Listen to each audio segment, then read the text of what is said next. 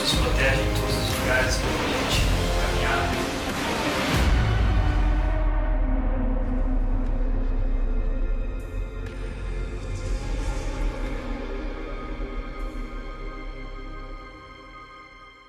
Boa noite. Que bom que você veio. Como é bom receber cada um de vocês aqui na nossa igreja. Sejam muito bem-vindos. Aqueles que estão conectados conosco aí atrás de um computador ou de uma televisão, através das redes sociais, no Facebook, no YouTube, sintam-se também parte desse momento, sejam muito bem-vindos à nossa igreja. Nós hoje estamos começando uma nova série de mensagens chamada Eu Declaro Guerra. Por que começar o ano de 2020 com um tema tão assustador? A gente poderia talvez começar o ano com uma série chamada assim, não seria uma ideia bacana? Uma série chamada Como Encontrar a Sua Melhor Versão em 2020. Seria muito mais legal. Mas essa não é a realidade das nossas vidas. A realidade das nossas vidas é que nós estamos vivendo em guerra. Aliás, o ano de 2020 começou com rumores de guerra. A gente terminou o ano de 2019, 31 de dezembro, na virada do ano, com grandes expectativas e dizendo: 2020 vai ser o melhor ano da minha vida e nada pode estragar isso. Mas aí você acordou no dia 2 de janeiro, você abriu o seu celular e você viu lá Terceira Guerra Mundial. E aí bateu o desespero. Você achou que ia ser o melhor ano da sua vida, agora você já estava desesperado, falando assim: agora eu vou morrer, né? Agora eu vou morrer. Bolsonaro, por favor, não fala nada, né? Os brasileiros ficaram desesperados. Aí, esse se tornou o assunto mais comentado das redes sociais, para todo lado. E o mundo inteiro com medo, né, desse conflito entre Estados Unidos e Irã. Mas aqui no Brasil, a Terceira Guerra Mundial virou meme, virou piada, né? E a gente se divertiu ali esse começo de ano vendo essas piadas. Agora, o que os especialistas dizem é que não estamos diante de uma guerra e graças a Deus por isso, ufa, né? Ufa. Mas eu gostaria de, se por um lado essa é uma boa notícia, não estamos diante da Terceira Guerra Mundial, mas eu quero começar esse ano trazendo uma notícia ruim para você. Apesar de não estarmos diante da Terceira Guerra Mundial, nós estamos em guerra. Tiago, mas estamos em guerra com quem? Estamos em guerra conosco mesmos, consigo mesmos. Eu não sei se você já percebeu isso, mas ano após ano, nós temos objetivos, nós temos metas, nós temos a nossa lista daquilo que nós queremos alcançar, mas nós nunca conseguimos alcançar, e nós nos frustramos com isso, e acreditamos nessa falsa esperança de que a virada do ano nos dá uma nova chance para recomeçar e que dessa vez a gente vai conseguir, mas a cada ano que passa, nós vamos nos frustrando mais e mais porque nós não conseguimos e nós então vamos assistindo aquilo que estamos nos tornando. A verdade é que nos frustramos quando olhamos porque percebemos que nos tornamos reféns de uma versão de nós mesmos que nós não queremos ser. Eu não quero ser isso, eu não quero viver assim, eu quero chegar lá, eu quero alcançar, eu quero ser uma pessoa diferente, mas eu não consigo. Por que é tão difícil mudar? Por que é tão difícil encontrar a sua melhor versão? Por que a gente não consegue? Sabe por quê? Porque existe um problema com a gente. Existe algo de errado comigo e com você. É um conflito dentro de nós, uma guerra interior. E se nós queremos vencer essa guerra, se nós queremos nos tornar a melhor versão que Deus planejou para a nossa vida, porque Ele tem planos maravilhosos para nós, então nós precisamos entender o que está acontecendo. O que está acontecendo comigo? O que está acontecendo com você? Qual é o nosso problema? Tem um livro que se chama A Arte da Guerra, escrito por Sun Tzu. Esse livro não é cristão e ele não é vendido na Redbook, então não adianta passar lá. E aliás, recomendo você nem comprar esse livro, não perde seu tempo, porque ele não é tudo isso, tá? Vai ler a Bíblia, que é muito mais legal. Mas tem um trecho desse texto, desse livro, que é importante para o assunto da nossa série para esse momento. Ele diz o seguinte sobre batalha: se você conhece o inimigo e conhece a si mesmo, não precisa temer o resultado de 100 batalhas. Mas, se você não conhece nem o inimigo, nem a si mesmo, perderá todas as batalhas. Se nós queremos vencer essa guerra que vivemos, se nós queremos lutar, se nós queremos sair vitoriosos, nós precisamos entender o que está acontecendo dentro de nós, conhecer quem nós realmente somos e conhecer quem são os nossos verdadeiros inimigos. Essa série é sobre isso. Essa série é sobre como declarar guerra a tudo aquilo que nos afasta de Deus e que nos afasta do plano que Deus tem para nós. Eu quero começar na nossa série compartilhando com você sobre Tiago, capítulo 4, versículo 1. Você pode abrir sua Bíblia ou ligar a sua Bíblia aí no celular. Tiago, livro de Tiago, carta de Tiago, capítulo 4, versículos 1 a 10. Tiago capítulo 4, versículos 1 a 10, diz o seguinte: de onde vêm as discussões e brigas em seu meio? Acaso não procedem dos prazeres que guerreiam dentro de vocês? Vocês querem o que não têm, até matam para consegui-lo, invejam o que os outros possuem, lutam e fazem guerra para tomar deles, e no entanto não têm o que desejam porque não pedem. E quando pedem, não recebem, pois seus motivos são errados. Pedem apenas o que lhes dará prazer.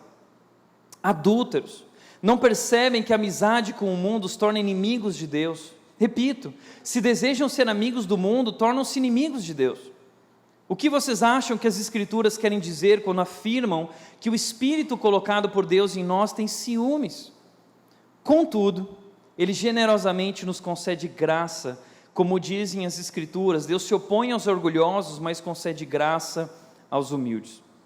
Versículo 7, portanto, submetam-se a Deus, resistam ao diabo e ele fugirá de vocês, aproximem-se de Deus e ele se aproximará de vocês, lavem as mãos, pecadores, purifiquem o coração, vocês que têm a mente dividida, que haja lágrimas, lamentação e profundo pesar, que haja choro em vez de riso e tristeza em vez de alegria. Humilhem-se diante do Senhor e Ele os exaltará. Eu gostaria de apresentar esse texto maravilhoso para você, que descreve a nós o que está acontecendo e qual é o problema. E esse texto começa nos mostrando 3 guerras constantes que nós temos vivido. Tiago começa constatando uma realidade da nossa vida, os nossos conflitos. E a primeira guerra que Tiago vai descrever no texto, no versículo 1, ele diz o seguinte: de onde vêm as discussões e as brigas em seu meio? Acaso não procedem dos prazeres que guerreiam, os desejos que guerreiam dentro de vocês? De onde vêm essas discussões e essas brigas no nosso meio? Se eu fosse fazer uma pesquisa aqui, e perguntar quem durante essa semana teve alguma briga ou discussão. É muito provável, já tem gente olhando para o lado, né? Essa não é a hora de olhar para o lado, né? Não precisa levantar a mão, não precisa fazer um sinal, não dá cutucão no seu marido, né? Todos nós vivemos isso, é uma realidade. Nós vivemos brigas constantes, discussões constantes a respeito de assuntos diversos, às vezes por coisas tão pequenas, brigas tão grandes por coisas tão banais. Essa é uma realidade. Talvez você acabou de chegar aqui na igreja de uma discussão. Talvez você chegou aqui na igreja, acabou de passar por uma briga no caminho até a igreja ou saindo da tua casa. Eu sempre brinco que foi assim na minha família. Eu lembro que quando nós tínhamos que ir para a igreja, domingo de manhã, o culto era às 9 horas da manhã naquela época, e nós tínhamos que acordar às 7 horas da manhã, porque tinha que se arrumar, tinha que usar o banheiro, e nós tínhamos só um banheiro em casa, e a minha irmã gastava horas naquele banheiro, e nós tínhamos que tomar café da manhã, e nós não queríamos ir para a igreja. Então meu pai, ele entrava naquele quarto, arrombando aquela porta, né? Acendia a luz, abria a janela, e ele tirava a gente da cama e dizia, levanta, mas eu não quero ir para a igreja. E eu tentava, não pai, eu estou passando mal, dor de barriga, dor de cabeça. Não interessa. E a gente ia se arrumar, aquele mau humor da manhã, você já acorda mal-humorado, porque você não queria ter acordado, e aí vai tomar café, aquela briga na porta do banheiro, porque a irmã demora, e aí a esposa lá prepara o café, as crianças tomam café, o marido já está lá no carro buzinando, bebê, vamos, o estacionamento da rede é uma loucura, a gente não vai conseguir lugar. E aí vem a esposa carregando as coisas, e os filhos, um filho no colo, outro filho por baixo, e os filhos brigando, e coloca aquelas crianças ranhentas lá atrás no fundo do carro, né? E as crianças brincando, e aí a esposa começa, porque você fica aí, você não me ajuda, você não se envolve nas coisas, porque você sempre se atrasa, essa é a verdadeira terceira guerra mundial, não é? E vocês vêm da casa de vocês até a porta da igreja, brigando, discutindo o relacionamento. Mas aí, quando chega na rua, Bernardino, quando chega aqui nessa rua, né, na frente da igreja, faz ali o retorno, e vê o primeiro voluntário, parece que é algo espiritual que acontece, né? Eu lembro que quando a gente chegava perto da igreja, meu pai virava e falava assim, agora chega! Né? E aí todo mundo ficava quietinho, e aí entrava na igreja, e os voluntários todos sorrindo, e é que nem a gente entra e já começa a sorrir, lá, tudo bem pessoal, tudo bem, né? E aí para o carro, os voluntários estão ali próximos, aí o marido sai do carro, ele abre a porta para a esposa e diz, vem joia rara, minha querida, videira frutífera, esposa virtuosa, quem encontrará? Aí vai, abre a porta para as crianças, venham filhos queridos, herança do Senhor, meu tesouro precioso, venham, coloca a Bíblia debaixo do braço, entra na porta da igreja, vira para os irmãos e fala assim, a paz do Senhor, a paz do Senhor, venham em guerra até aqui. Essa é a realidade de todos nós. Não se surpreenda de descobrir isso, que não é apenas a sua família que é imperfeita, não, todas as nossas famílias são imperfeitas, simplesmente não existem famílias perfeitas, e é nesse ambiente familiar, que esses problemas, essa realidade do nosso coração, das nossas dificuldades, do nosso problema se torna mais evidente, e mais latente. Talvez o casamento é o ambiente onde a gente consegue enxergar isso muito bem. Talvez você chegou hoje aqui na rede, e você está pensando nesse exato momento, em desistir do seu casamento. Talvez você chegou hoje na rede como um último recurso. Eu não sei mais o que fazer. Não, eu já tentei de tudo e nada dá certo. Deixa eu dizer uma coisa para você, essa é a realidade de todos nós, e se você tem tentado fingir que as coisas estão bem, usando essa máscara, aqui você pode tirar essa máscara, Todos os nossos casamentos são imperfeitos. Todos nós temos brigas e discussões em nossos relacionamentos. Eu costumo dizer que casamento tem tudo para dar errado. Casamento tem tudo para dar errado. Ele só dá certo com a ajuda de Deus. Então você veio para o lugar certo. Mas é incrível como a gente acha que só a gente está vivendo as coisas e está sofrendo. Todos nós temos vivido esse problema. Esse é um problema comum e recorrente. Uma pessoa esses dias estava conversando com a Nath, compartilhando suas dificuldades e do casamento e as lutas, e a Nath falou assim: puxa, mas tudo que você está vivendo é comum, todos os casais passam por isso. E a pessoa ficou surpresa: sério, Nath, você e o Tiago, parece que vocês têm um casamento tão lindo, tão perfeito. Eu olho o Instagram, as fotinhos de vocês tão lindas.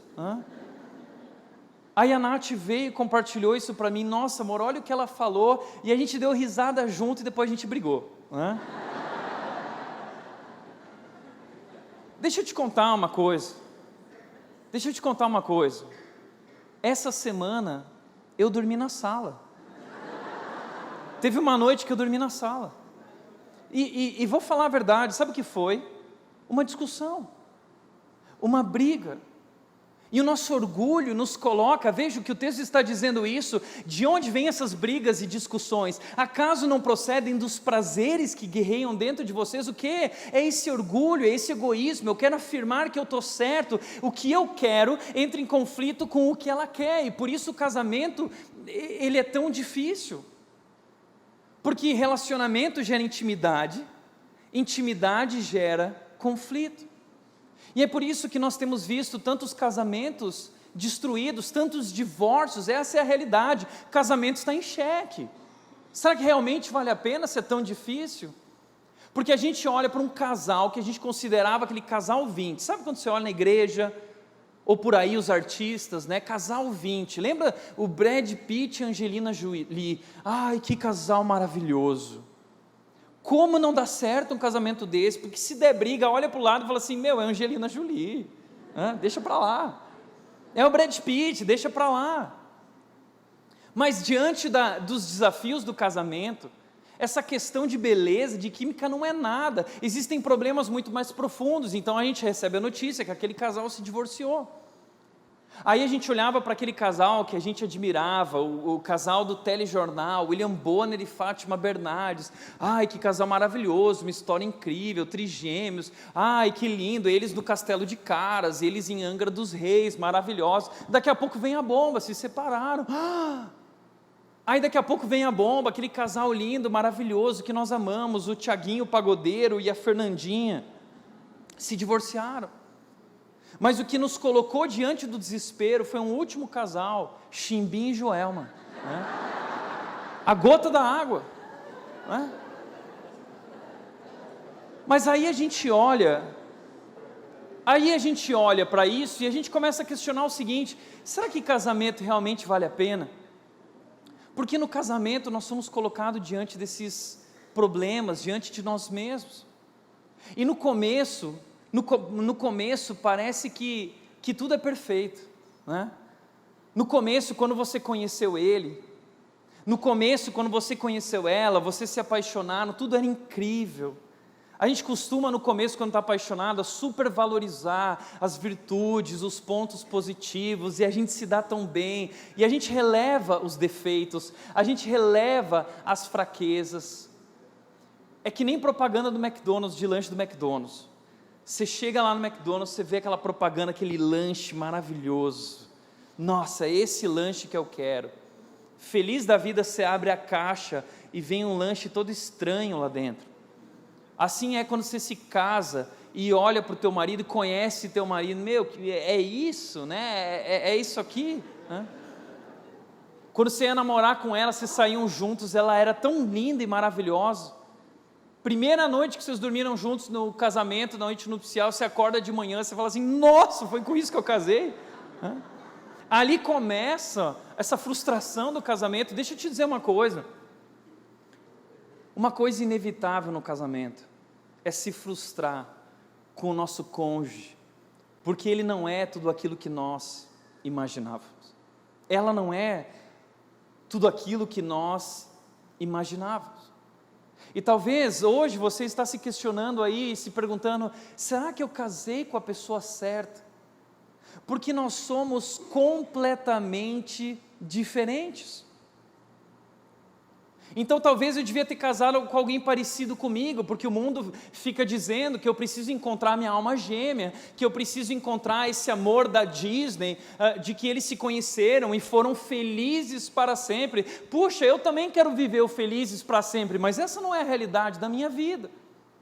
Essa semana eu fiz um post sobre casamento no Instagram e uma moça me perguntou, Tiago, como eu posso saber se esse rapaz que eu estou conhecendo é o rapaz ideal? Aí eu disse para ela, já vou adiantar, ele não é. Ele não é. Sabe por quê? Porque não existe pessoa ideal. Não existe a pessoa certa. Não, pelo menos nesse sentido de pessoas que são perfeitas uma para a outra, pessoas que se completam. Não, todos nós somos completamente diferentes, mas nós só vamos descobrir isso quando a gente entra no casamento. E a gente passa a conviver com aquela pessoa 24 horas por dia na nossa intimidade, e nós conhecemos os erros dela, as imperfeições dele, as fraquezas e pecados dele, e esse relacionamento vai nos aproximando, nos levando à intimidade. E relacionamento gera intimidade, intimidade gera conflito. E aí nós começamos a brigar, por tudo que é motivo, por tudo que é razão. E aí muitas vezes o teu marido se torna o teu maior inimigo, a tua esposa se torna a tua maior inimiga. Talvez hoje você está em guerra com o seu marido, você está em guerra com o seu cônjuge, o seu casamento está indo por água abaixo. E talvez você veja aqui hoje como um último recurso, e sabe o que Tiago está querendo dizer para nós? O problema não é o seu marido. O problema não é o seu cônjuge, o problema está dentro de você. Sabe de onde vem tudo isso? Vem desses desejos, dessa guerra interior, vem do nosso orgulho, vem do nosso egoísmo. O que eu quero entra em conflito com o que você quer, e nós ficamos nesse embate, querendo provar quem está certo, quem é melhor, quem errou. E se nós não aprendemos a lidar com esses conflitos e com essa guerra, o casamento acaba. Outro ambiente onde isso se torna latente é na relação de pais e filhos. O pai, ele tem um plano para o seu filho, ele tem expectativas para o filho, ele tem um planejamento, mas os filhos não respondem de acordo com as nossas expectativas. E aí você se frustra, e aí você briga com o seu filho, e aí você fica chateado com o seu filho. E aí seu filho começa a se tornar rebelde, dizendo, pai, você não sabe de nada, pai, você é quadrado, pai, isso aí era uma outra época, hoje o mundo é diferente, e você vive em guerra com seus pais. Talvez hoje você está aqui, está vivendo em guerra com seu pai, guerra com a sua mãe. Outro ambiente onde nós vivemos nossas guerras é no ambiente de trabalho. A competição no ambiente de trabalho, um passando por cima do outro, um querendo se provar melhor que o outro, um querendo a posição do outro, ao ponto de mentir, ao ponto de fazer qualquer coisa para destruir a carreira daquela pessoa. Nós passamos por isso, guerras, um chefe difícil, um colega de trabalho difícil. Nós também passamos por guerras no Facebook. A gente vive postando textão no Facebook, porque uma pessoa fez uma coisa que você não gostou, você vai lá e posta um textão. Porque a Dilma falou algo que você não gostou, você posta textão. Bolsonaro postou algo que você não gosta, você posta textão. E aí se qualquer pessoa defende o Bolsonaro, você vai lá, guerra. Ah, eu odeio você. Eu odeio você. Guerra constante nas redes sociais. E a Bíblia diz que a nossa boca fala do que está cheio o coração. Hoje a verdade é que o Facebook, o Instagram, as nossas redes sociais falam, mostram do que está cheio o nosso coração. E o nosso coração está cheio de guerra, conflitos. Nós também vivemos guerra nesse ambiente chamado igreja. E tem uma porção de gente que já passou por várias igrejas, mas brigou com o irmão, brigou com o pastor falou uma coisa que não gostou, ficou chateado, saiu de biquinho, né? Não gostei, vou para a Red, a Red é mais legal. Cuidado, a Red é pancada, tá? Você vai sair daqui hoje torto, né? Sabe o que é? O problema não é seu pastor, não era seu pastor. O problema não é aquele irmão. O problema é o seu coração orgulhoso. E aí muitas vezes a gente chega na igreja e a rede tem 3 horários, 10h30, 17 e 19. Aí você fica pensando assim, qual é o horário que ela vai? Porque eu não quero encontrar ela, não é? Se ela vai 10h30, eu vou 19 horas. Ou então chegou lá e viu ela, aí já vai por outra entrada, né? Passa por aqui para não passar perto. Aí fica sentado lá no fundo só de olho para ele, porque se ele se aproximar, já faz a volta, né? Sai por ali, sai antes do culto terminar, porque não quer ter que dar de cara com a pessoa. Agora, o ambiente de igreja é esse ambiente também onde nós nos aproximamos, e no começo tudo é maravilhoso, como um namoro, mas quando nós vivemos juntos e caminhamos juntos, nós vamos conhecendo nossas imperfeições, e nós somos perigosos porcos espinhos, nós nos ferimos uns aos outros, porque somos pessoas imperfeitas, porque somos pecadores, e nós precisamos aprender a perdoar, nós precisamos aprender a superar esses conflitos e amadurecer. É por isso que Tiago escreveu essa carta. A carta de Tiago foi escrita para pessoas imaturas, pessoas que precisavam amadurecer, pessoas que precisavam entender o que significava ser cristão, e uma das realidades que eles estavam vivendo naquele tempo, era essas brigas no meio da igreja, onde os ricos deixavam os pobres de lado, esse grupo não se relaciona com aquele grupo, acepção de pessoas, divisão, briga, discussão, essa era a realidade. Agora olha que interessante, um grupo de pessoas que viveu há 2000 anos atrás, tão diferentes de nós, em um tempo diferente do mundo, vivendo problemas comuns, o mesmo problema que nós vivemos. Sabe por quê? Porque esse é o problema do ser humano. Os tempos vão e vêm, os séculos vão e vêm, o tempo passa, mas o nosso problema continua sendo o mesmo. O problema não está lá fora no mundo, o problema não são as novelas da Globo, o problema não são os jogos de videogame, o problema não é a sociedade, o problema é o meu coração. Jesus Cristo disse, é do interior do coração do homem que vem toda essa maldade, essa briga, tudo isso é dali, são as nossas paixões que guerreiam dentro de nós. E vivemos em guerra. Segunda guerra que nós vivemos é uma guerra contra nós mesmos. Tiago continua dizendo, acaso não procedem dos prazeres que guerreiam dentro de vocês? Existem prazeres, desejos ali, latentes, insaciáveis, que ficam o tempo todo nos seduzindo, e nós não conseguimos alcançar o que nós realmente queremos, porque somos sabotados por esses desejos. Aí ele diz, querem o que não têm. Esse desejo nos domina, nos controla, e nunca estamos contentes, nunca estamos satisfeitos, sempre queremos mais, mais, mais. Eu vejo isso na minha vida quando eu era criança, logo cedo.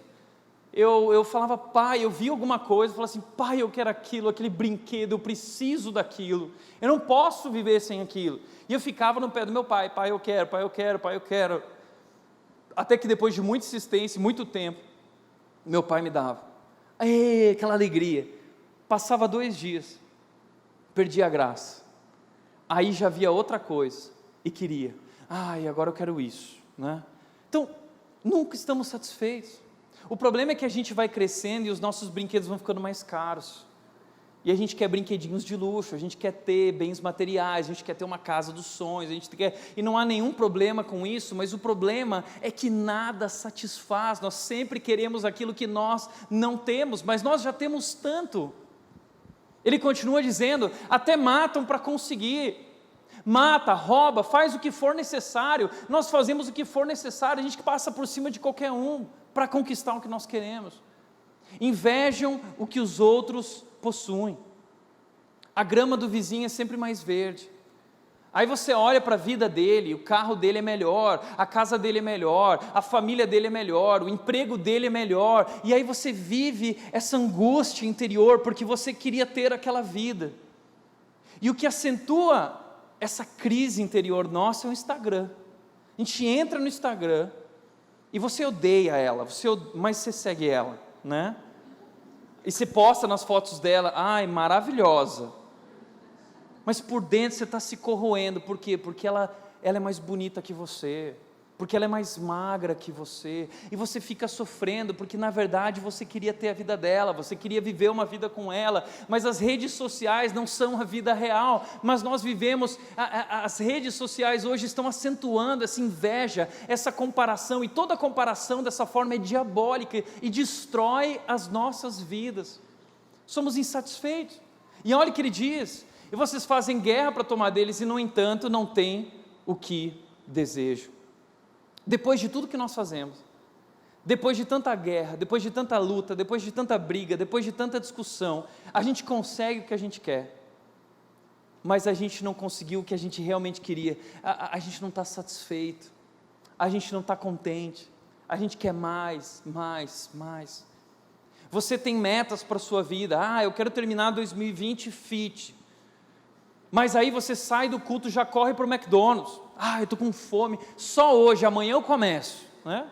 A gente fica sempre adiando, porque nós não conseguimos, porque nós estamos em guerra contra nós mesmos, parece que existem desejos dentro de nós incontroláveis, que nos levam numa direção contrária da direção que nós queríamos ir, eu quero ir para lá, mas eu acabo sendo arrastado pelo meu desejo, por esses prazeres que guerreiam dentro de mim, na direção contrária, em guerra.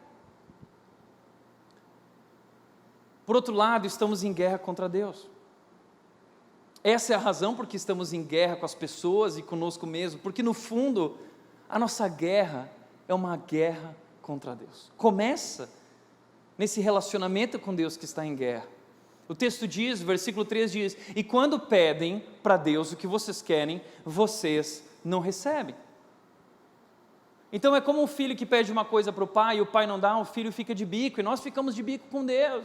Deus não está me dando o que eu quero, o que eu pedi, Ele disse que tinha o melhor para mim, mas Ele não se importa com a minha vida. E a gente começa a questionar Deus, a gente começa a duvidar do caráter de Deus, a gente começa a dizer, puxa, será que Deus me ama mesmo? Será que Deus é tão bom assim? Será que Deus se importa com a minha vida? Porque Ele não está agindo da maneira como eu acho que Ele deveria agir. Porque, na verdade, nós assumimos o lugar que deveria ser só o lugar de Deus. Nós queremos controlar a nossa vida. Esse é o nosso problema.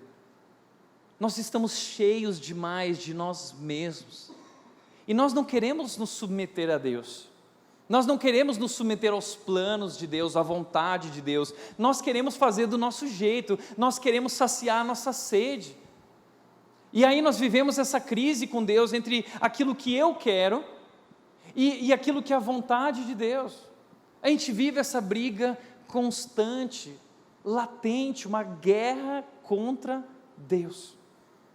E essa guerra contra Deus nos coloca em guerra em todas as outras áreas da nossa vida. Então entenda uma coisa, o teu problema é um problema com Deus. Como assim, Tiago, um problema com Deus? Deixa eu te falar quais são nossos 3 inimigos que nos impedem de alcançar o que Deus tem para as nossas vidas. Deus tem um plano para as nossas vidas, sabia disso? Washington falou aqui no começo que você não veio aqui por um acidente, e é verdade, você não nasceu por um acidente, a sua vida foi planejada por Deus, Deus criou você, e quando Deus criou você, Deus tinha planos para a sua vida. Planos perfeitos, planos de paz, Deus queria fazê-lo crescer e ser feliz, mas algo aconteceu que destruiu o nosso relacionamento com Deus. O que foi? Sabe o que foi que aconteceu? Deus criou um mundo perfeito. Muita gente pergunta para mim, Tiago, por que o mundo é assim? Por que Deus fez o mundo assim? E eu digo, Deus não fez o mundo assim, Deus fez o mundo perfeito, e quando Deus fez todas as coisas perfeitas, Deus planejou e criou o ser humano na sua melhor versão. A melhor versão do ser humano foi feita à imagem e semelhança de Deus. Deus fez o homem e a mulher, à sua imagem e semelhança. Tudo era perfeito, o homem e a mulher se davam bem. Tudo era incrível. E Deus tinha um plano, e Deus disse, sigam o plano, obedeçam. Mas o que aconteceu? O homem e a mulher saíram andando por aquele jardim e viram aquela árvore, e eles viram aquele fruto, que eles sabiam que não deveriam comer. Deus disse, não coma, mas o desejo deles seduziu eles, levando na direção contrária do que Deus tinha dito. E aí o diabo, naquela árvore, dizendo o seguinte: come, não é errado se te faz feliz, segue teu coração, sabe, Deus não é bom. É isso que o diabo quer, nos colocar contra Deus, nos afastar de Deus, e ele quer destruir a nossa vida. Deus sabia que aquilo ia destruir a nossa vida, mas a mulher e o homem foram lá e comeram daquele fruto, porque o fruto era agradável aos olhos, parecia delicioso para o paladar. Não é assim, o pecado parece delicioso. O pacote, o pecado, ele vem embalado num pacote bonitinho, mas por dentro as consequências são amargas. E a Bíblia diz que a consequência daquele ato de desobediência foi o pecado, a separação de Deus. Nós somos separados de Deus, o mal veio habitar em nós, o pecado destruiu a nossa melhor versão, o pecado destruiu a imagem e semelhança de Deus. É por isso que não somos a nossa melhor versão, é por isso que somos reféns dessa versão que nós não queremos ser, porque o pecado nos domina, o pecado nos controla. Agora nós nos tornamos escravos da nossa carne, das nossas vontades, dos nossos desejos. É isso que a Bíblia diz. Por isso, o nosso primeiro inimigo são os nossos desejos enganosos. O nosso coração foi destruído. O mundo diz: segue teu coração e você será feliz. A Bíblia diz o contrário. Deus está dizendo o contrário para nós e dizendo: o seu coração está doente. O seu coração foi afetado por um vírus chamado pecado, que está dominando a sua vida e te leva na direção contrária do que eu tenho para você. Então ele diz em Jeremias 17:9: o coração é mais enganoso que qualquer outra coisa, e sua doença é incurável. Não tem como curar isso, não tem como eu e você resolvermos isso. Esse problema dentro de nós é muito maior do que eu e você possamos resolver. Não tem como, é impossível. Estamos perdidos, essa é a verdade. O nosso maior inimigo habita dentro de nós. Sabia disso? O seu maior inimigo é o seu coração. E nosso coração é essa loucura. Um dia a gente acorda amando, outro dia a gente acorda odiando. Um dia a gente acorda feliz, outro dia a gente acorda extremamente triste, angustiado. A questão é que nós não podemos dar credibilidade para o nosso coração. Nós não podemos confiar em nossos sentimentos. Nós não podemos obedecer esses desejos que são desejos enganosos, que nos arrastam na direção da morte, na direção contrária do que Deus tem para as nossas vidas. Então, eu e você somos nossos maiores próprios inimigos. O seu maior inimigo habita dentro de você. Há um impostor dentro de você. O impostor dentro de você é o seu coração, que é dominado pelo pecado. Controlado, sua vida é controlada. É por isso que nós não conseguimos. Essa é a constatação. Esse problema se chama pecado. Esse problema é muito maior do que eu e você podemos resolver. Por isso Paulo disse, olha só como a gente se identifica com o que Paulo está dizendo: eu não entendo a mim mesmo, pois quero fazer o que é certo, mas não faço.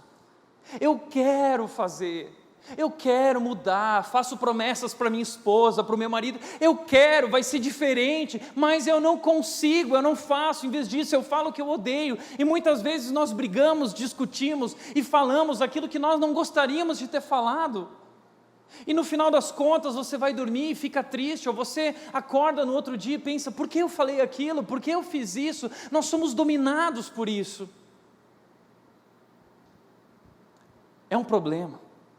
Esse é o nosso grande inimigo. Nosso segundo grande inimigo, que Tiago vai dizer que nos coloca nessa guerra contra Deus. O primeiro é o nosso coração, esse impostor dentro de nós. O segundo inimigo que nos coloca nessa guerra contra Deus, que gera guerra contra as outras pessoas, é o mundo. O mundo em que nós vivemos, o sistema em que nós vivemos é um sistema anti-Deus. A Bíblia diz que o diabo é o Deus desta era. A Bíblia diz em 1 João que o mundo jaz no maligno. O mundo está sob o controle do maligno. Então esse mundo tem um padrão muito diferente daquilo que é o padrão de Deus. São dois estilos de vida completamente diferentes: o padrão do mundo, a maneira como o mundo vive, e a maneira que Deus nos chamou para viver. Por isso Tiago está dizendo para esse pessoal: adúlteros, não percebem que a amizade com o mundo os torna inimigos de Deus? Repito, se desejam ser amigos do mundo, tornam-se inimigos de Deus. Sabe o que estava acontecendo com essas pessoas? Essas pessoas conheceram Jesus, elas criam em Jesus, mas elas não viviam de acordo com essa fé. Elas viviam uma vida qualquer, seguindo o seu coração, os seus desejos, no meio do mundão, na balada. Era mais ou menos assim. Era gente que tinha conhecido a Jesus provavelmente em Jerusalém, no dia de Pentecostes, lá em Atos capítulo 2, milhares de pessoas se converteram, os judeus estavam todos lá, mas depois eles voltaram para suas casas. Então eles estão em terras distantes, comunidades distantes, que creem em Jesus, mas não vivem de acordo com essa fé. E Tiago escreve então essa carta para ajudar essas pessoas a entender o que significa viver a vida cristã, porque essas pessoas não sabem usar a língua, essas pessoas não sabem perdoar, essas pessoas são orgulhosas, não são generosas, são gananciosas, essas pessoas não têm sabedoria, essas pessoas começam a questionar Deus diante das dificuldades.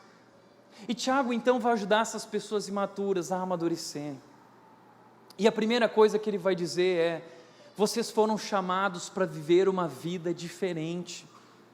Não dá para conciliar a vida da fé, a luta da fé, o que Deus nos chama para viver, não dá para conciliar a vontade de Deus com o padrão do mundo. São dois estilos de vida opostos. Por isso Romanos 12 diz: não se conformem com este mundo, não se adequem, não se amoldem ao padrão deste mundo, mas transformem-se pela renovação da sua mente, para que possam experimentar a vontade de Deus, que é boa, agradável e perfeita. Deus tem um plano perfeito para as nossas vidas, mas nós não conseguimos viver esse plano, essa versão do que Deus tem para nós, porque nós somos seduzidos pelo mundo que nos chama, que nos arrasta, que nos diz para viver assim ou daquela forma, e nós estamos distraídos, adequados ao padrão. Nós vivemos em cima do muro, e Deus não gosta de gente em cima do muro, porque o muro não está do lado de Deus, o muro está do lado de lá. E se você está em cima do muro, você não está vivendo o que Deus te chamou para viver.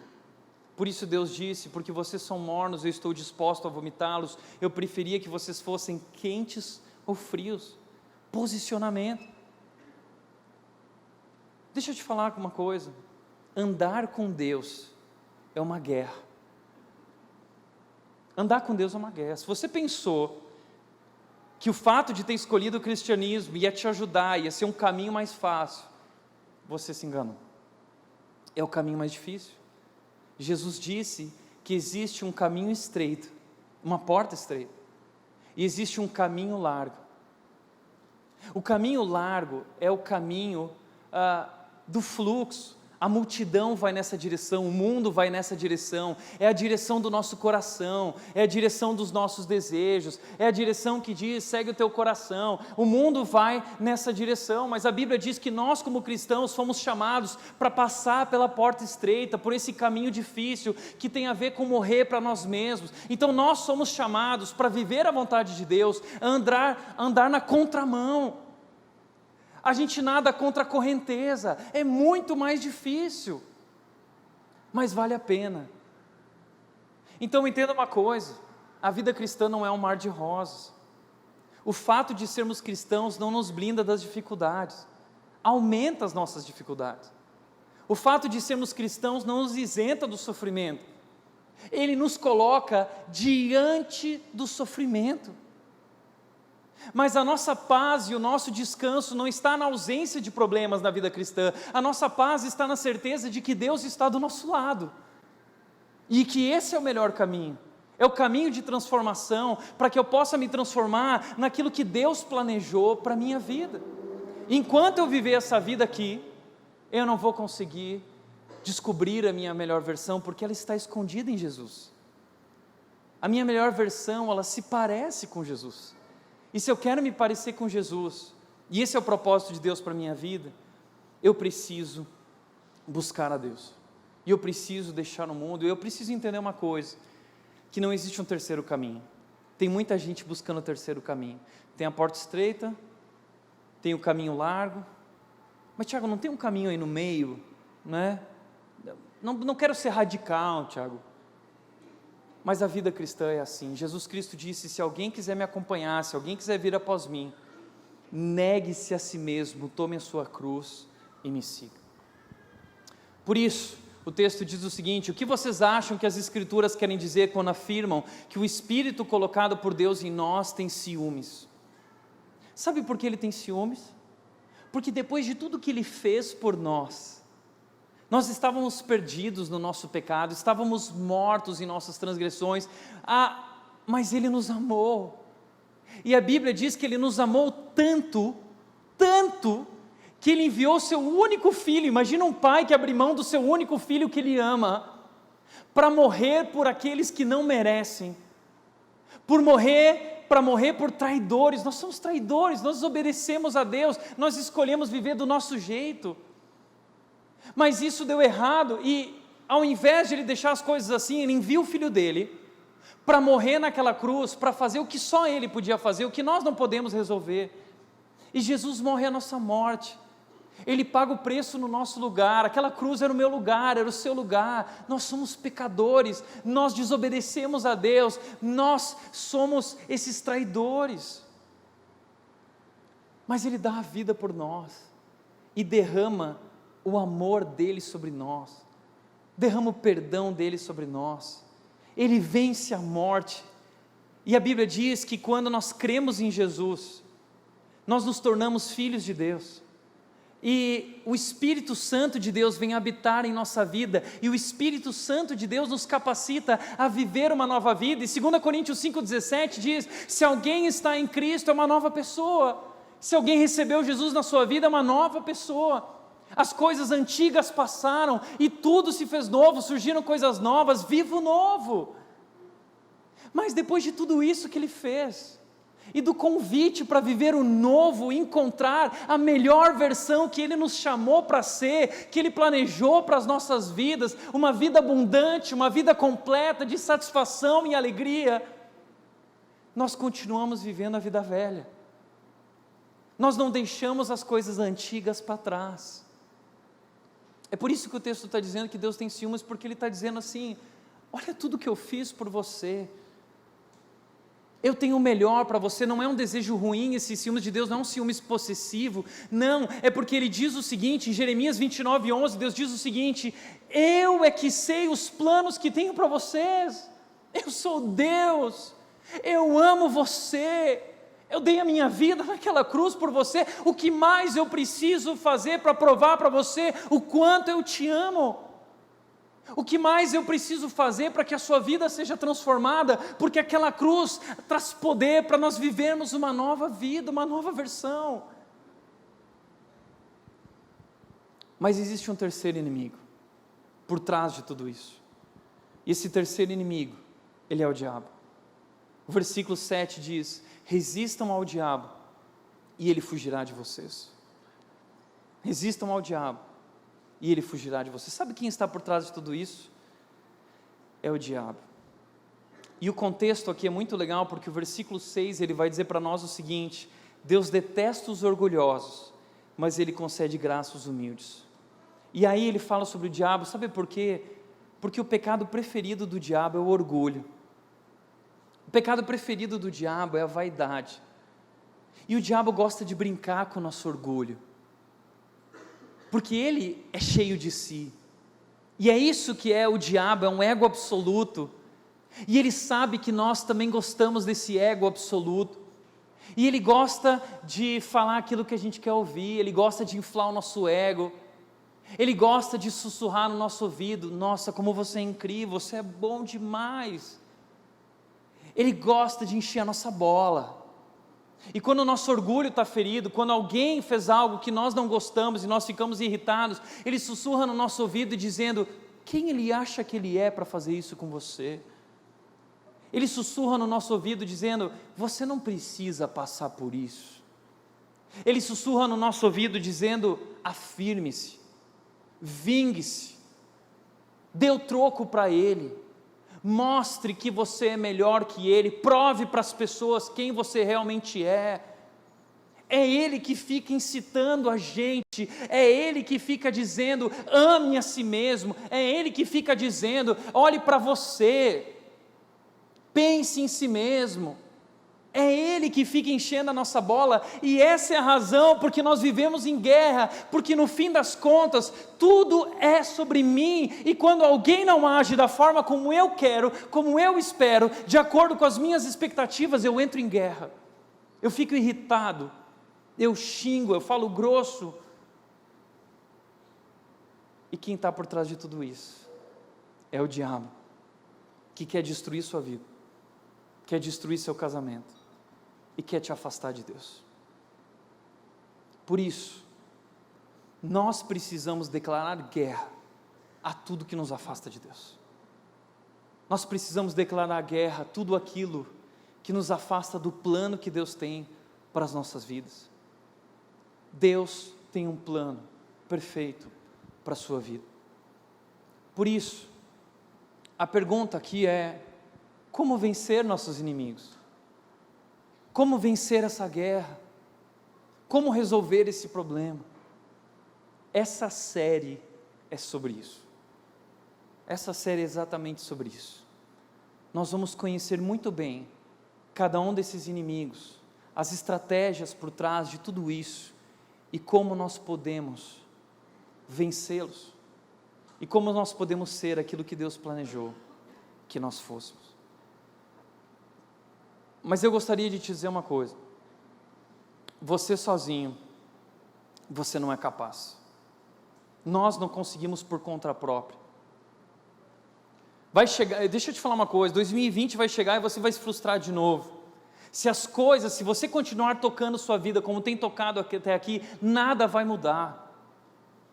Só existe uma maneira de nós encontrarmos vitória: só a graça de Deus nos dá vitória para vencer as nossas dificuldades.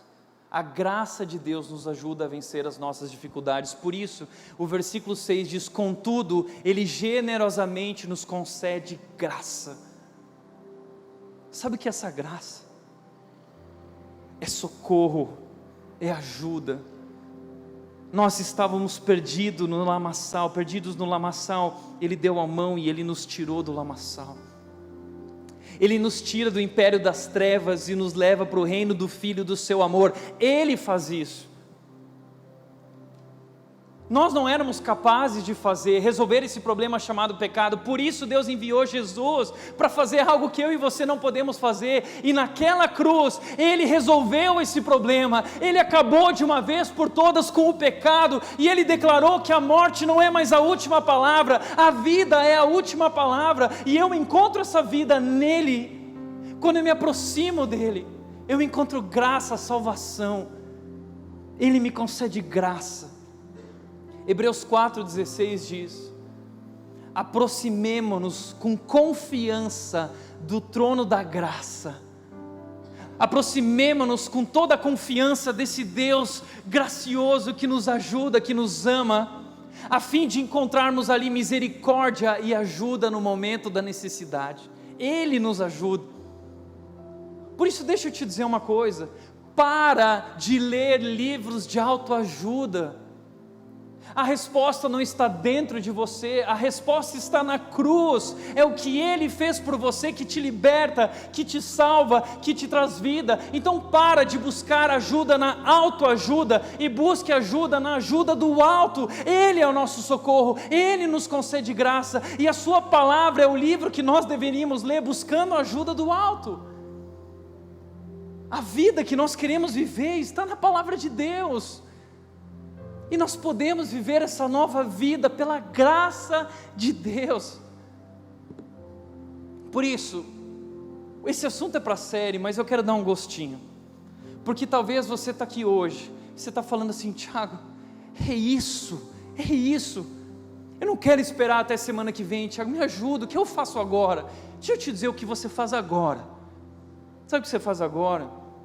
Em primeiro lugar, humildade. O texto diz, Tiago diz, humilhem-se diante do Senhor e Ele os exaltará. Deus detesta os orgulhosos, mas Ele concede graça aos humildes, versículo 6. Sabe por que Ele está dizendo isso, falando tanto sobre orgulho? Porque esse é o nosso problema. E você precisa declarar guerra contra esse orgulho, contra esse egoísmo. E você precisa se humilhar e se esvaziar e reconhecer-se pecador, reconhecer-se incapaz. Humilhar-se é se esvaziar de si mesmo, é entender que eu sou o problema, eu construí tudo isso, eu destruí tudo isso, o meu coração é ruim e não há nada que eu possa fazer, mas Ele pode, Deus é poderoso, Deus é dono de todo o poder, então eu me humilho diante dEle, eu me esvazio diante dEle, eu peço socorro para Ele e eu digo, Deus, eu não sou nada sem Ti, eu não consigo, é sentar com o teu marido, dobrar os joelhos com o teu marido e com a tua esposa e reconhecer juntos, Deus, nós não vamos conseguir por conta própria, só o Senhor pode salvar esse casamento, vem fazer as coisas na nossa vida do teu jeito, Deus, transforma o nosso coração, e quando nós aprendemos a fazer isso, a gente para de orar, Deus muda o meu marido, a gente começa a orar, Deus muda o meu coração, muda a minha vida. E quando Cristo vem habitar no nosso coração, a paz de Cristo se torna o árbitro em nossos corações. E quando estamos em paz com Deus, estamos em paz com o marido, estamos em paz com a esposa, estamos em paz no casamento. Quando temos paz com Deus, temos paz em nossa vida, em nossos relacionamentos. Então humilhe-se, reconheça-se incapaz. Isso é quebrantamento, isso é arrependimento. Esse é o primeiro passo. O segundo passo é submissão. O texto diz, Tiago diz, portanto submetam-se a Deus. Submetam-se a Deus. Pare de obedecer ao seu coração. Pare de fazer as coisas do seu jeito. Pare de insistir. Pare de brigar. Pare de querer controlar a sua vida, renda-se, submeta-se, obedeça à vontade de Deus. Deus tem um plano maravilhoso para a sua vida, entenda isso de uma vez por todas. A Bíblia diz que nós somos chamados de acordo com o seu propósito. Qual é o propósito de Deus para a minha vida e para a sua vida? Sabe qual é o propósito de Deus? Deus quer Deus quer me transformar e transformar você de volta na nossa melhor versão. E sabe qual é a nossa melhor versão? É a vida de Jesus. Ele está trabalhando em nós para imprimir a imagem de Jesus em nós. E a cada dia que nós caminhamos com Deus nessa guerra contra o nosso coração, negando a si mesmo, dizendo não para si mesmo, carregando a nossa cruz, nós somos transformados de glória em glória, nós vamos sendo transformados, nos tornando a imagem de Jesus. Por isso, a sua melhor versão é aquela que se parece com Jesus. E você não vai encontrar a sua melhor versão enquanto você não for transformado por Deus. Você não vai encontrar a sua melhor versão enquanto você não morrer para si mesmo. Você não vai encontrar a sua melhor versão enquanto você não declarar guerra ao pecado, enquanto você não aprender a dizer não para o seu coração, e se submeter a Deus, seja o que for, o preço que for. Deus, eu quero fazer conforme a Tua palavra. Por isso, Provérbios 3, 5 e 6 diz: confie no Senhor de todo o teu coração, e não te apoie em teu entendimento e sentimento, mas reconhece o Senhor em teus caminhos, em todos os teus caminhos, coloca Deus à frente da tua vida, das tuas escolhas, e Ele endireitará a tua vereda, Ele vai te levar na direção certa. Coloca Deus à frente, coloque Deus no seu devido lugar. Você está sentado no lugar errado, esse trono, o domínio, o controle não é seu, não é você que decide o que é melhor para você. Deixa Deus ser Deus na sua vida. Submeta-se a Ele. Sai desse trono, fala assim: Deus, eu nunca devia ter sentado aqui, esse é meu problema. Eu estraguei tudo. Deus, o Senhor pode de novo sentar nesse lugar, esse lugar é só teu, só tu mereces, só tu és digno desse lugar. Deixa eu te dizer uma coisa, se a vontade de Deus para nós é boa, agradável e perfeita, por que arriscar fazer do nosso jeito? Se Ele tem planos maravilhosos para nós, se Ele disse que veio para nos dar vida abundante, João 10:10, eu vim para que tenham vida abundante, por que você continua insistindo em viver e fazer do seu jeito? Renda-se, submeta-se a Ele de uma vez por todas, entrega o domínio do teu coração para Ele, entrega o governo da tua vida para o Rei Jesus Cristo. Por último, comunhão. Busque comunhão com Deus. Esse é o segredo para ser transformado. Tiago vai dizer: aproxime-se de Deus, e Ele se aproximará de vocês. Aproxime-se de Deus. Sabe qual é o problema? Nós estamos caminhando sozinhos. Nós deixamos Deus de lado. Nós estamos vivendo a nossa vida, as nossas próprias forças e custas, nós achamos que temos o controle, é por isso que a gente está tão esgotado, e tão cansado, e destruído. Mas a Bíblia está te chamando para se aproximar dEle, e para viver um relacionamento com Ele, é um convite, aproxime-se, dê um passo na direção desse Deus maravilhoso, desse trono da graça, aproxime-se dEle e descubra esse amor maravilhoso que é melhor que a vida, descubra a alegria, descubra tudo que Ele tem para a sua vida, aproxime-se de Deus. E sabe o que é legal? Quando eu me aproximo de Deus, eu me aproximo da minha esposa. Quanto mais próximo eu estou de Deus, mais próximo estamos uns dos outros no casamento, um do outro no casamento. Quanto mais próximo de Deus, mais próximo dos meus filhos. Quanto mais próximo de Deus, mais próximo das pessoas ao meu redor. Quando eu tenho paz com Deus, eu tenho paz em meus relacionamentos. A nossa paz, entenda uma coisa, não é ausência, a nossa paz não é uma situação perfeita. A nossa paz é um Salvador perfeito. Ele nos salvou, e eu posso descansar nele, e eu posso me aproximar dele, e eu posso abrir meu coração com ele, e é através desse relacionamento com Jesus que nós somos transformados, a sua imagem e semelhança. Se eu quero me parecer com alguém, eu não preciso caminhar com aquela pessoa. Se eu quero ser como alguém, eu tenho alguém de como eu admiro alguém, eu quero ser como essa pessoa, eu olho para ela, eu vivo vendo as coisas dela, eu quero ser como ela, eu quero ser como Jesus. Você quer ser como Jesus? Então aproxime-se de Jesus, e que Ele seja o teu primeiro pensamento pela manhã. Em vez de olhar para o Instagram quando acorda de manhã, que o teu primeiro pensamento seja para Ele. Sabe por quê? Porque Jesus é supremo, Ele é supremo, nada se compara, Ele é suficiente. E quando teus desejos tentarem te controlar, lembre-se, só Jesus pode te completar, só Jesus pode saciar a nossa sede. Aproxime-se de Deus. Talvez você precisa assumir uma nova agenda na sua vida esse ano, se você quer ser transformado. Você precisa acordar todas as manhãs e fazer algo diferente.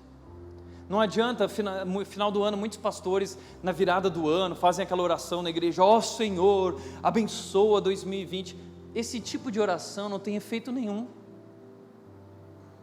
Não adianta orar na virada do ano, se a cada dia da sua vida você não consagrar para Ele.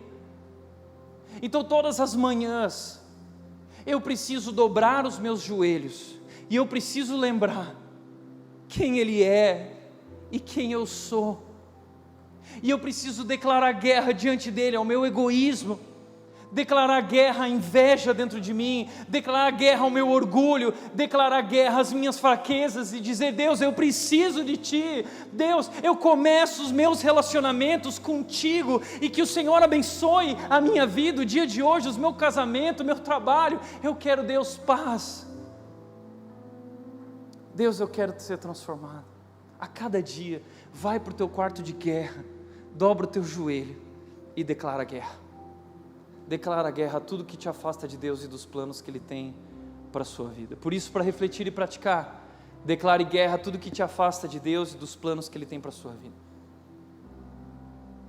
A sua melhor versão é aquela que se parece com Jesus. E esse é o propósito de Deus na sua vida. Ele está trabalhando nisso.